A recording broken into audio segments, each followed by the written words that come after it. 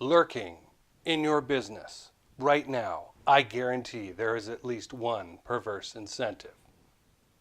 You have unwittingly set up a performance measure that is nuts. It's counterproductive, and it is making people do really weird things in order to get by. And in some cases, as I've explained in a past podcast, it causes people to try and do an end run around you and cheat. And you can't blame them because you set it up. So are your performance processes as crazy as this example that I'm going to give? There is a book called Cambodia, a book for people who find television too slow, by a good Vancouverite named Brian Fawcett. And I'm from Vancouver, so I understand where he's coming from. He wrote this book in the 80s, and the Los Angeles Times said he's purely an intellectual guerrilla who has declared war on what he calls the global village. And he really understands this perverse incentive stuff, let me tell you. The structure of the book, if you ever pick it up, it's in an odd manner. The first third, the top 2/3 of the page are his ongoing short stories, vignettes, little doodles, and that. They're kind of neat. One of them's about something called universal chicken, and it's good to remember that chicken McNuggets had just been invented at that time. And so suddenly the sterilization of originality was going on across North America, right? You could go from Denver to Texas, right, to Dallas, and get the same chicken. Well, what about local shops with originality? You know, the apple with a dent in it, right? Those things are leaving from this world. We're not used to them. We don't like them anymore. And the bottom third of the page is this very interesting essay on the Khmer Rouge in Cambodia and crowd control in Vietnam and this example that I'm about to share about the Belgian Congo. So Fawcett begins talking about this topic by bringing in Joseph Conrad's Heart of Darkness, which most of us know through the Hollywood film Apocalypse Now, where the story was ripped out of Darkest Africa and put into Darkest Vietnam and updated for a modern generation. But it's important to remember that Joseph Conrad, the author, had gone there, had traveled there and seen these crazy things that had practically destroyed his sanity and certainly his faith in God and human nature. And Brian explains in there as a college student, Heart of Darkness had come up on his class list and he never read it. He wrote a paper, I think, on it, never read it, and was mad at the instructor who had this sort of view that, yeah, look at this. This is real. This is an example. It's not just psychological. It's how awful humans are to each other, and God doesn't care about you as an individual. And Brian being from Vancouver, and again, I'm from there originally, so I get this. It took me a few years of living outside of Vancouver to start seeing this.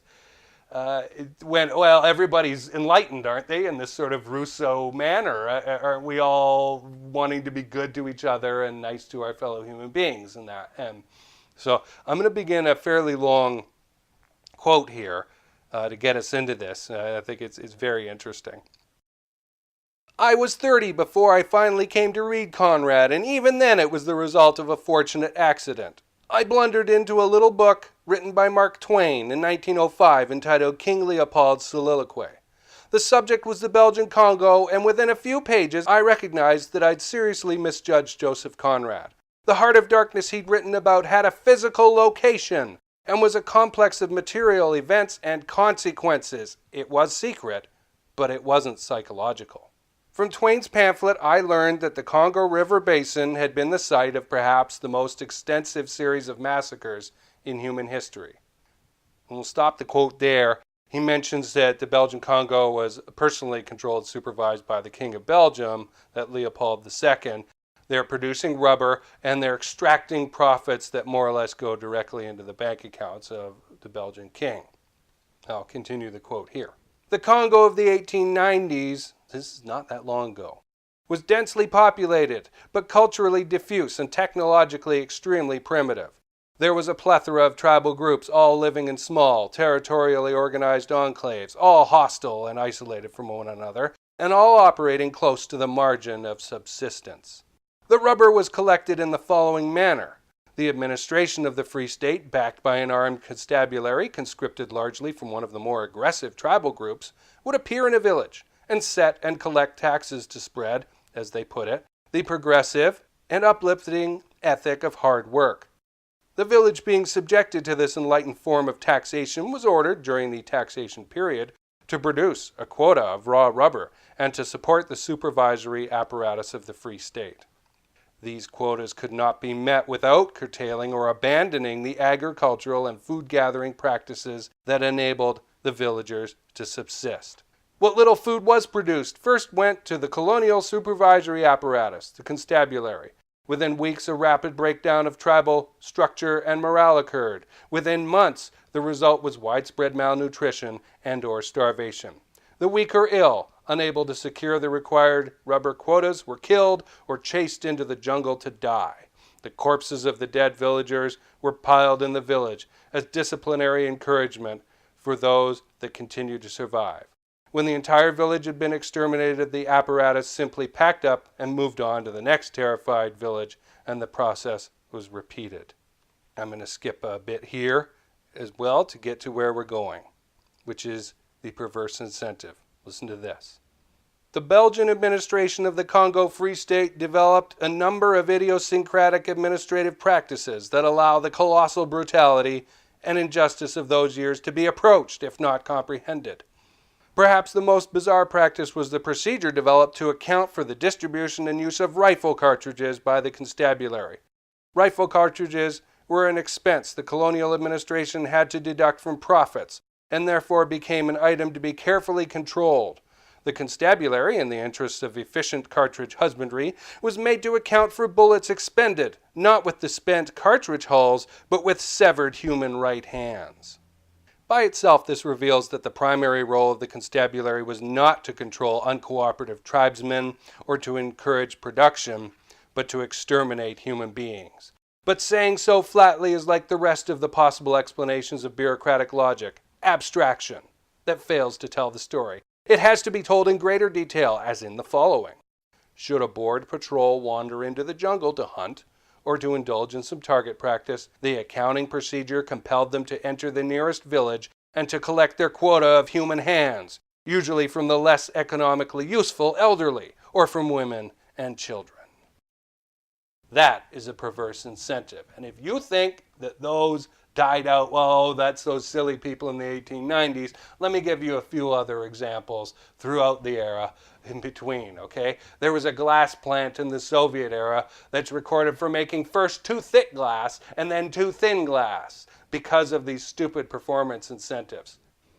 Let's look at the system first used by private companies transporting prisoners to Australia. How were they rewarded? They were paid according to the number of convicts loaded in at the time of departure, not those who arrived at the end. So what did that lead to? A lot of unnecessary deaths and overcrowding. Oh, and IBM. There was this time that they wanted to produce some more robust code. So they said to the programmers, we will reward you by the line that you code. And what did that lead to? Bloated programs. It makes you think of Charles Dickens. Noted Inuit hater Charles Dickens. That Charles Dickens.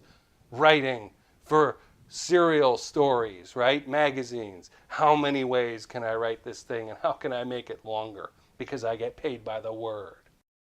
Government organizations like the U.S. Department of Veterans Affairs are not exempt from these kinds of things. Forbes had an article in the middle of 2014 when the Secretary of Veterans Affairs resigned.